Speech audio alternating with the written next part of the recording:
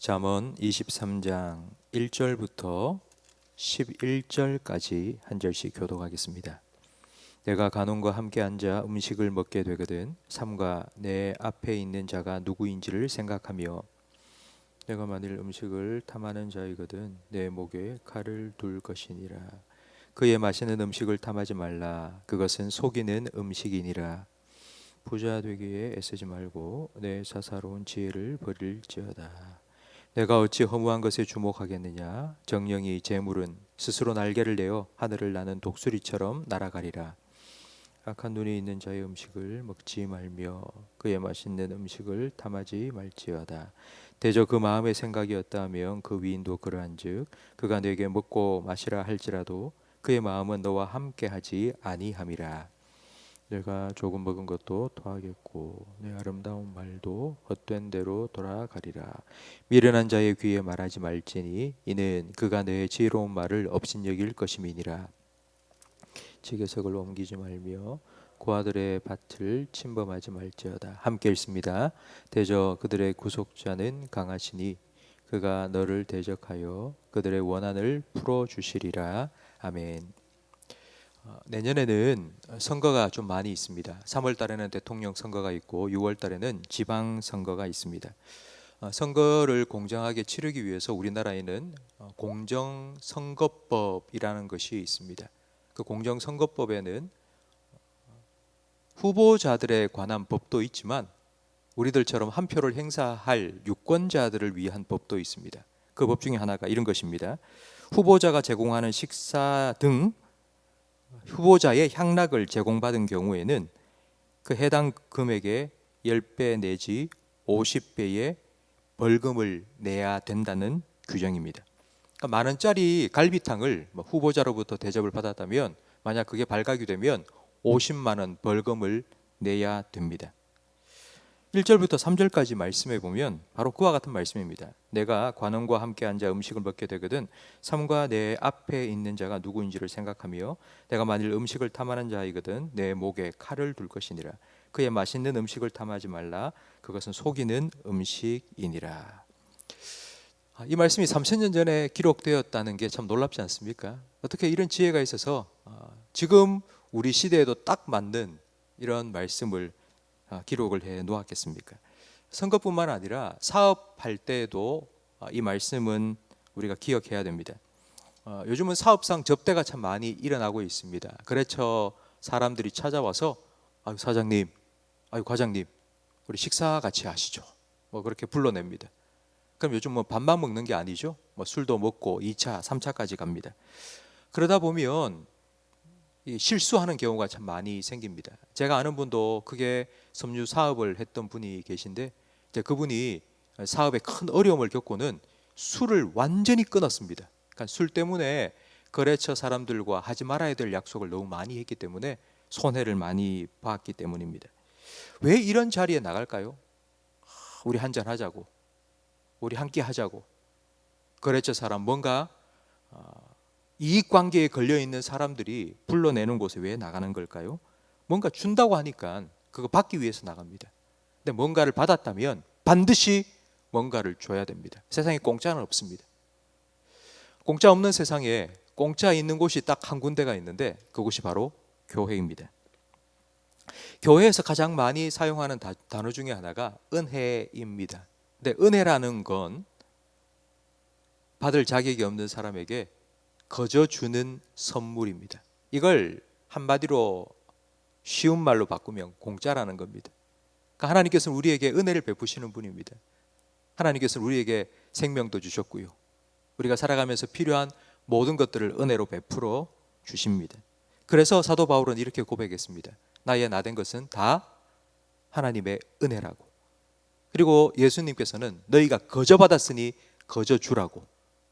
바로 이 은혜로 살아가는 사람들이 모인 곳이 교회입니다. 교회가 세상과 다른 곳이 될 수 있는 이유는 바로 은혜가 있기 때문입니다. 만약 교회의 은혜가 사라져 버리면 교회는 세상과 다를 바 없는 곳이 되어 버립니다. 교회 안에서 제가 늘 말씀을 드리고 그리고 매달 첫째 주 주보에 광고로도 나가는 성도들 간에 금전적으로 얽히는 일을 하지 마세요 라는 그런 광고를 계속 하는 이유가 바로 이것입니다. 만약 성도들 사이에 뭐 상거래나 돈거래가 일어난다, 그러면 교회에 오면 교회에 와서 그 사람을 볼 때마다 돈 생각부터 먼저 납니다. 그러면 은혜가 되지 않습니다. 사람이 돈으로 보이면 그때부터 교회 안에 은혜가 흘러가지 않습니다. 그것 때문에 제가 하지 마세요, 이렇게 하시면 안 됩니다 라고 말씀을 드리는 것입니다. 4절 말씀에 보면 부자 되기 위해서 애쓰지 말고 내 사사로운 지혜를 버리라고 말씀합니다. 이 애쓴다는 말은 모든 에너지를 거기에 쏟는다라는 뜻입니다. 그러니까 몰두한다, 신경이 온통 거기에 막 다 가 있다라는 뜻이고요. 내 사사로운 지혜를 버리라 할 때 이 사사로운 지혜는 잔머리입니다. 잔머리 굴린다라고 하지 않습니까? 그러니까 돈 벌기 위해서, 부자 되기 위해서 모든 신경이 거기에 다 쏘여 있고, 그리고 잔머리까지 굴려가면서, 여러분 그렇게 해도 돈이 모이지 않습니다. 왜냐하면 신명기 8장 18절 말씀에 내 하나님 여호와를 기억하라, 그가 너에게 재물 얻을 능력을 주심이라고 말씀합니다. 내가 내 힘으로 내 잔머리 굴려서 돈을 얻을 수 있는 게 아니라 하나님께서 주시면 우리가 가질 수 있는 겁니다. 재물 얻을 능력을 주시는 분은 하나님이시지 내 능력으로 돈을 얻을 수 있는 것이 결코 아닙니다. 우리는 이 말씀을 보고 그럼 재물 얻을 능력을 좀 구해야 되겠다라는 생각을 하시는데요, 재물 얻을 능력을 구하면 반드시 따라와야 될 기도가 있습니다. 그건 바로 재물을 잘 관리할 수 있는 지혜를 달라는 것입니다. 하나님 맡기신 재물을 하나님 뜻대로 잘 사용할 수 있는 지혜를 달라는 기도도 반드시 하셔야 됩니다. 왜냐하면 5절 말씀에 내가 어찌 허무한 것에 주목하겠느냐, 정령 재물은, 돈은 스스로 날개를 내서 하늘을 나는 독수리처럼 날아가기 때문입니다. 허무한 것은 돈입니다. 주목한다는 말은 거기에 눈독을 들이지 말라는 말입니다. 왜냐하면 돈에는 갑자기 날개가 확 나와서 독수리처럼 날아가 버리기 때문입니다. 평생을 애써서 모은 돈이 한순간 사라져 버리는 경우가 요즘 얼마나 많이 일어나는지 모릅니다. 어디에 투자해라, 어디에 맡기면은 2배, 3배 된다더라. 여러분 그런 말 믿고 투자했다가 한순간에 사라져 버리는 일들이 정말 많이 일어나고 있습니다. 그럼 만약 그 돈에 내 인생을 걸고 그 돈에 내 행복을 걸었다면 돈이 사라지는 순간 내 인생도 사라져 버리고 행복도 그 순간에 사라져 버립니다. 여러분 이렇게 불확실한 돈에 내 인생을 거는 것 정말 위험한 도박입니다. 돈에 인생 걸지 말고 하나님께 여러분의 인생을 거시기 바랍니다. 돈 믿고 살지 말고 여러분 하나님 믿고 살아가시기 바랍니다. 여러분 10절 말씀에 보면 또 이렇게 말씀합니다. 옛 지게석을 옮기지 말며 고아들의 밭을 침범하지 말지어다. 제가 지난 주인가요? 설교하면서 말씀을 드렸죠.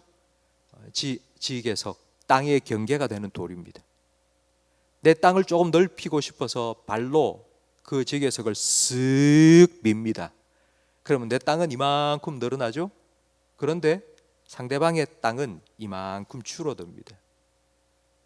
특별히 가난한 사람, 힘이 없는 사람, 고아와 같은 그런 사람들의 지게석 옮기지 말라는 것입니다. 이 지게석을 옮긴다는 말은 요즘 말로 표현하면 이런 것입니다. 세상 사람들이 흔히 사용하는 편법과 불법을 사용해서 돈을 버는 것입니다. 근데 그렇게 하지 말라고요. 왜? 하나님께서 다 보고 계시기 때문입니다. 하나님이 우리에게 허락하신 것 외에 더 가지려고 하면 다른 사람의 것을 빼앗을 수밖에 없습니다. 우리가 남의 눈에 피눈물 흘리게 하면 하나님께서는 반드시 갚으신다고 11절에 말씀합니다. 대저 그들의 구속자는 강하시니 그가 너를 대적하여 그들의 원한을 풀어주시리라.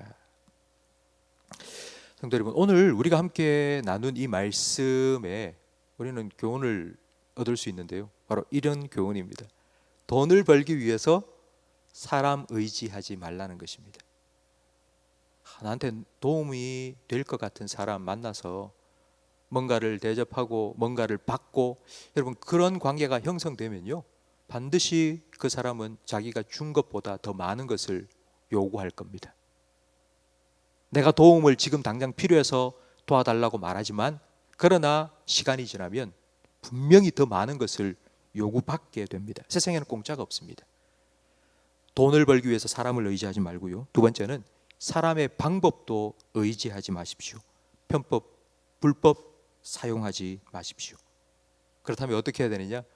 하나님께 구하십시오. 하나님 믿고 하나님 의지하십시오. 하나님께서 우리 생명을 이 땅에 하루하루 연장해 주셨다면 오늘 살아갈 수 있는 오늘의 은혜, 일용할 양식을 하나님께서 반드시 우리에게 공급하여 주실 겁니다.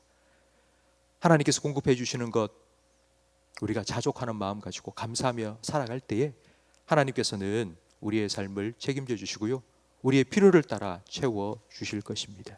그 하나님 믿고 그 하나님 의지하고 하나님께 내 모든 것 맡기고 하나님을 믿는 믿음으로 살아가시는 저와 우리 모든 성도님들이 되시기를 주님 이름으로 축원합니다. 기도하겠습니다. 만물의 주제가 되시며 부귀와 권세와 능력을 오른손에 붙드시고 사람들을 크게 하시고 높이시는 하나님 아버지, 그 하나님을 나의 아버지로 모시고 살아갈 수 있는 믿음을 우리들에게 허락하여 주시옵소서. 돈이 아니라 아버지를 사랑하게 하시고 돈이 아니라 아버지를 더 믿고 신뢰하며 살아가는 우리 모든 성도들이 되게 해 주시옵소서. 하나님, 부족함이 아니라 자족하는 마음을 우리에게 허락하여 주시옵소서. 하나님 주신 은혜를 늘 기억하며 그 은혜에 감사하며 살아갈 수 있도록 하나님 지혜로운 마음을 저희들에게 허락하여 주시옵소서. 세상은 돈이 굴러가야지 된다고 하지만 그러나 우리 교회에는 은혜가 흘러가게 해 주시옵소서. 사람들은 돈을 믿고 살아가지만 우리는 하나님을 의지하며 살아가게 해 주시옵소서. 하나님, 우리의 삶의 필요를 아시고 일용할 양식을 날마다 공급해 주시며 일용할 은혜를 허락하여 주시는 하나님을 늘 의지하며 하나님께 내 삶을 온전히 맡겨드리며 하나님 안에서 참된 만족과 참된 평안을 누리며 살아가는 우리 모든 성도들이 되게 해 주시옵소서. 예수님 이름으로 기도합니다. 아멘.